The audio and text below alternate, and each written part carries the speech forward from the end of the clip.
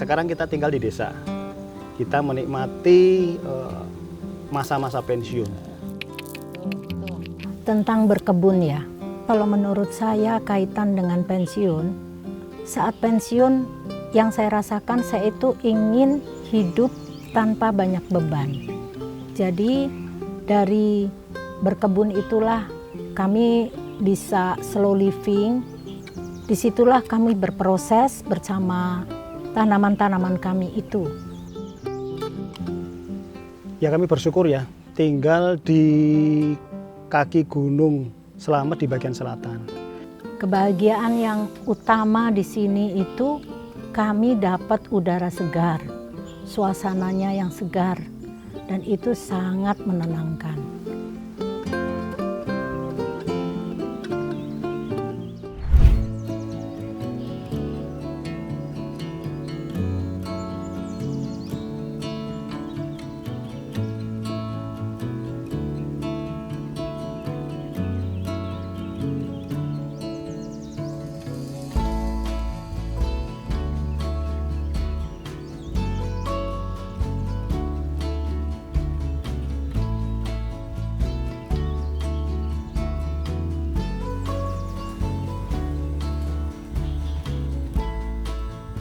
Wah, Mas tuh, burungnya udah nungguin. Hei, sini. Nah, tuh sarapan tuh. Ini udah lapar banget Iya. ini kayaknya. Udah dari pagi. Ayo sini. Udah dari pagi nungguin. Iya.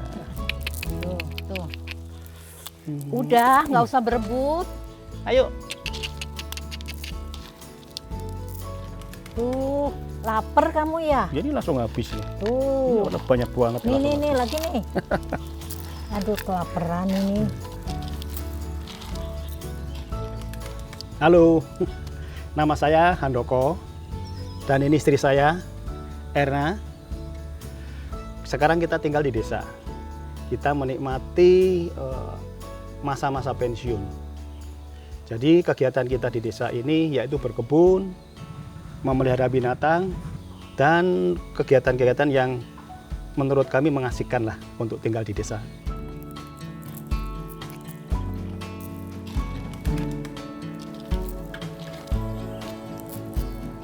Aku pruning dulu ya, Mas. Aku betulin tanaman-tanaman, ya.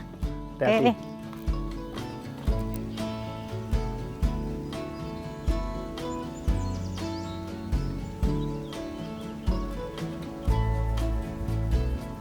Yang ini harus dipotong ya. Aduh, maaf.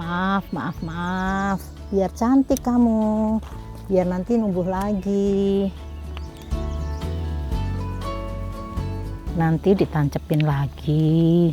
Biar kamu tambah banyak. Bismillahirrahmanirrahim. Gemuk. Iya, makasih.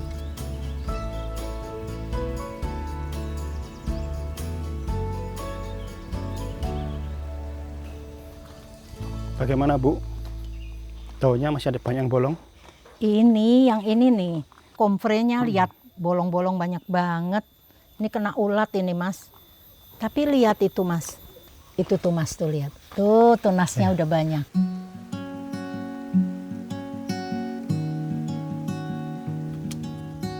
Inilah kegiatan kami di masa pensiun kami. Kami berkebun di sini. Kami tinggal di Dusun Pakejen, Purbalingga. Kebetulan rumah kami ini letaknya di ujung desa. Jadi sebelah sana tidak ada lagi rumah. Rumah kami paling ujung. Kami membeli lahan ini seluas sekitar 2000 meter persegi. Kemudian ini kami jadikan kebun permakultur dengan berbagai macam tanaman.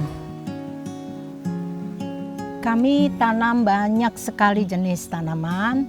Beberapa macam tanamannya agak langka ya.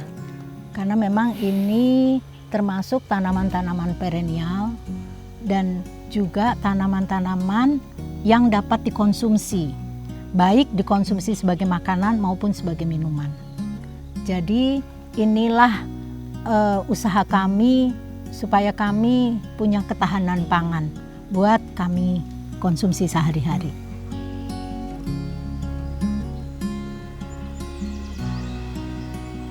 Biasanya orang sekitar sini menanam tanaman-tanaman yang biasa, seperti sawi, kangkung, bayam, kacang panjang, dan sebagainya. Tapi kami berusaha juga mendatangkan tanaman-tanaman dari luar daerah sini, yang sebetulnya tidak biasa ditanam oleh orang-orang sini. Contohnya poh-pohan. Poh-pohan ini di sini nggak ada. Orang nggak kenal dengan poh-pohan. Kami berusaha mengenalkannya. Ini juga tanaman buas-buas, ini dari Sumatera. Orang sini juga nggak tahu, kami mencoba mengenalkannya. Dan kami makan ini, poh-pohan, buas-buas, kemudian krokot, dan sebagainya. Aku mau memupuk tanaman dulu ya. Ya, Sebelum menjalani slow living di Dusun Pakejen Purbalingga ini, saya tinggal di Tangerang. Saya seorang engineer pesawat terbang. Saya bekerja di PT GMF AeroAsia atau Garuda Maintenance Facility. Saya sudah bekerja selama 30 tahun lebih. Ya, setiap harinya pekerjaan saya itu yang nguprek-nguprek pesawat terbang, bagian engine, bagian landing gear. Terus saya sempat juga di bagian pengecatan pesawat atau aircraft painting. Tapi 6-7 tahun sebelum pensiun, saya pindah ke bagian training sebagai instruktur dan sebagai auditor. kalau saya guru. Saya ngajar di beberapa sekolah. Terakhir, saya sebagai konsultan di sekolah alam, di sebuah sekolah alam di Bandung. Jadi, saya harus pulang pergi dari Tangerang ke Bandung untuk bekerja. Biasanya setiap pekan saya berangkat dan pulang dari Tangerang ke Bandung. Sebetulnya saya penyintas kanker tiroid. Karena itu saya termasuk komorbid ya. Itulah yang membuat saya memutuskan untuk resign. Karena kan nggak boleh saya pergi keluar kota untuk bekerja. Jadi mulai 2020, mulai awal ada pandemi itulah saya resign dan di rumah.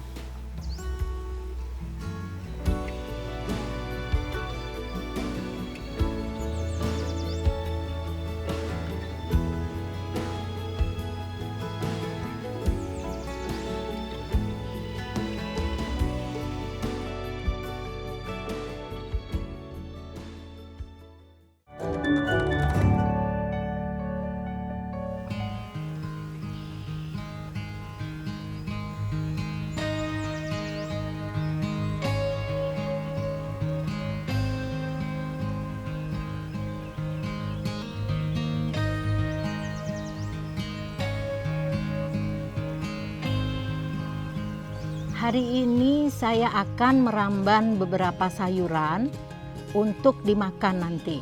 Karena lokasinya ada di depan rumah saya, jadi saya bisa langsung ambil ke situ. Yuk kita sekarang panen tanaman ya. Nah, ini yang pertama akan kita ambil adalah pegagan. Biasanya dipakai untuk ditumis, tapi hari ini saya mau bikin pecel pakai daun pegagan. Ini kita ambil ya.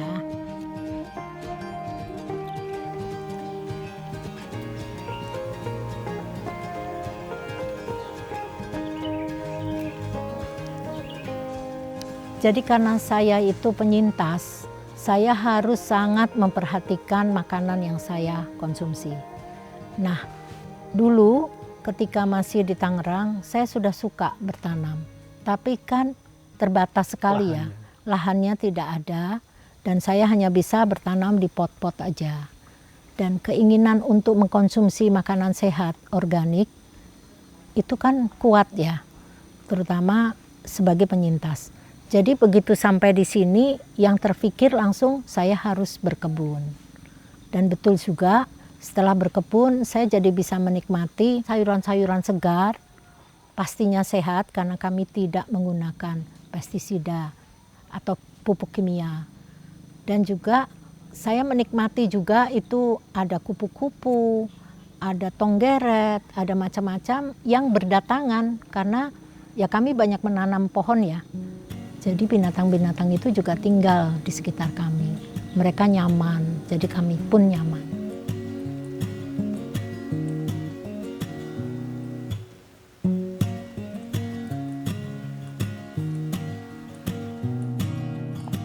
Nah, berikutnya kita akan ambil krokot.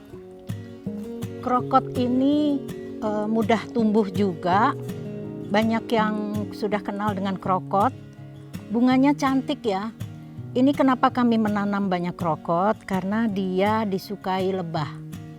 Jadi lebah sering kesini juga. Selain itu, daun krokot ini salah satu tanaman yang mengandung omega 3. Jadi bagus sekali untuk dikonsumsi. Karena itu saya akan ambil untuk pecel juga ya. Sekarang kita ambil.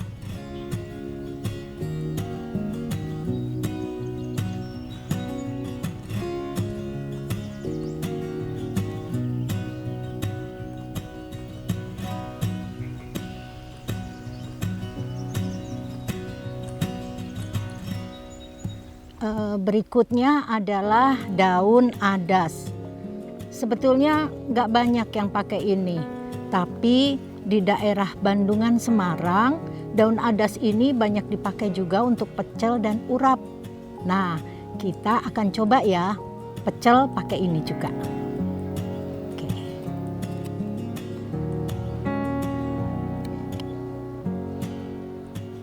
Kita ambil yang muda-muda, yang dipucuk-pucuk, supaya tidak terlalu keras.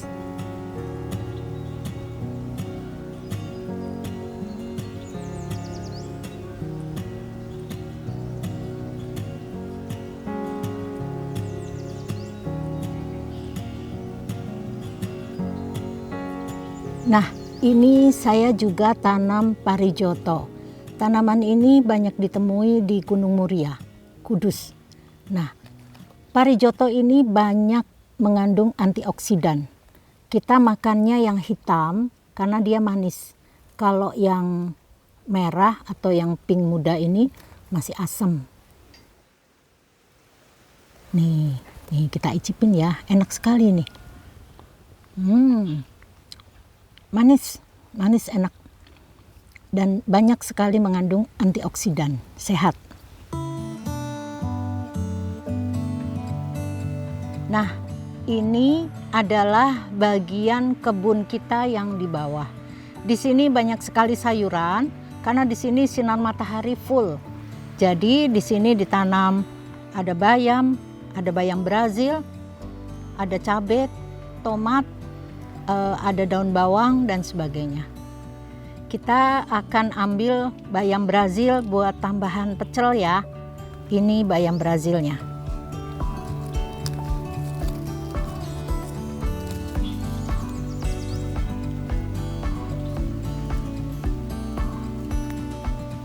Tentang berkebun ya.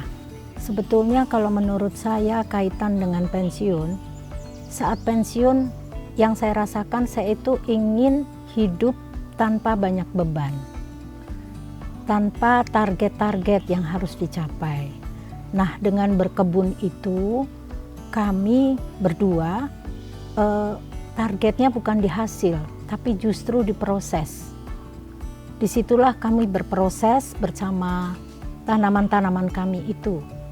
Jadi dari berkebun itulah kami bisa slow living, tidak banyak beban, tidak banyak target, tapi sebaliknya kami belajar bersabar ketika tanaman-tanaman itu tidak tumbuh seperti yang kita mau.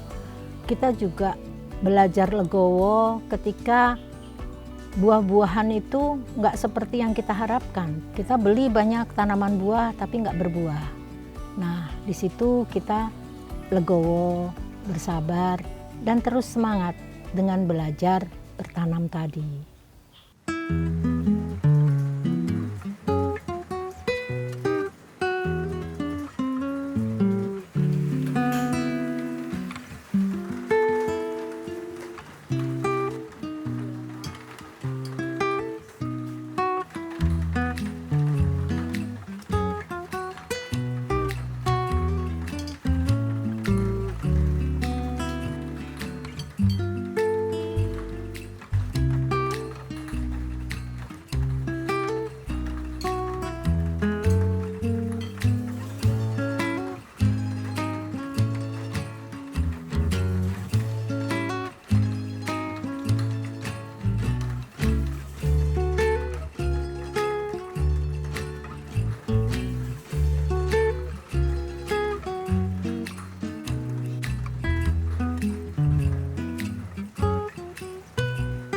Setelah saya berkebun dan merasakan manfaatnya ya, saya kan jadi banyak mengkonsumsi sayuran-sayuran yang nggak populer.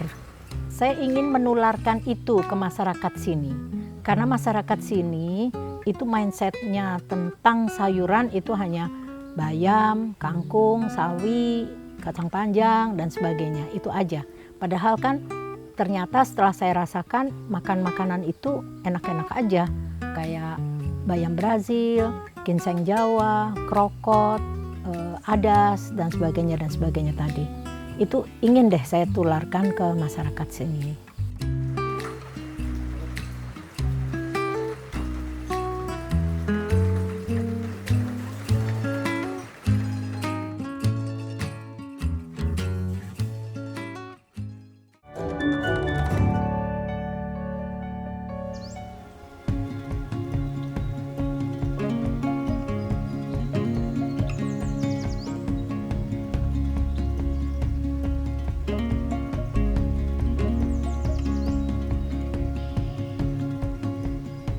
Wah, ini sudah gondrong banget.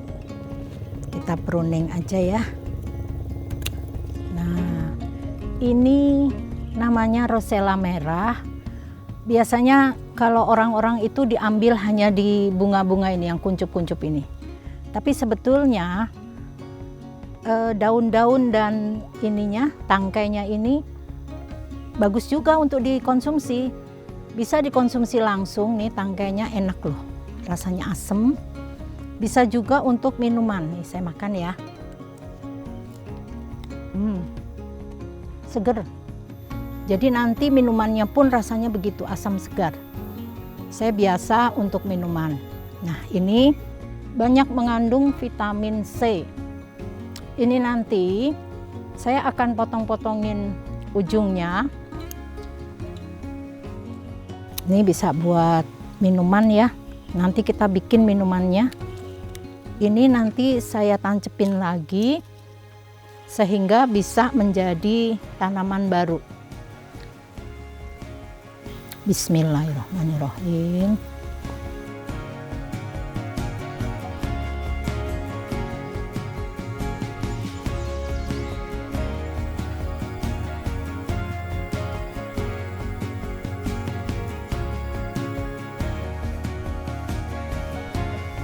Atas kehadiran mas-mas, mbak-mbak, ibu-ibu, organ tubuh manusia yang ada di... Selain berkebun, kami juga membantu mengajar.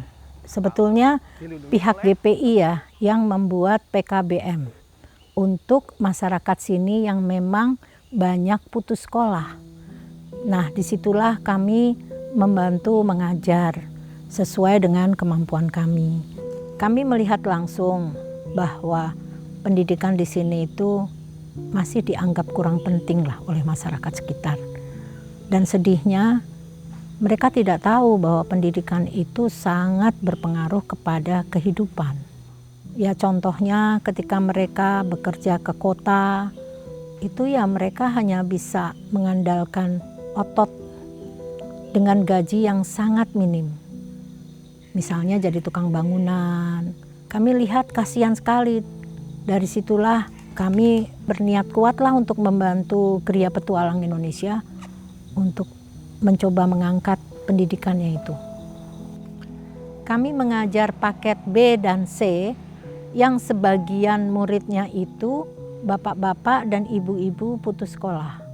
Kami berpikir setidaknya mereka mengertilah betapa pentingnya pendidikan itu dan mereka akan memberikan pendidikan yang cukup untuk anak-anak mereka.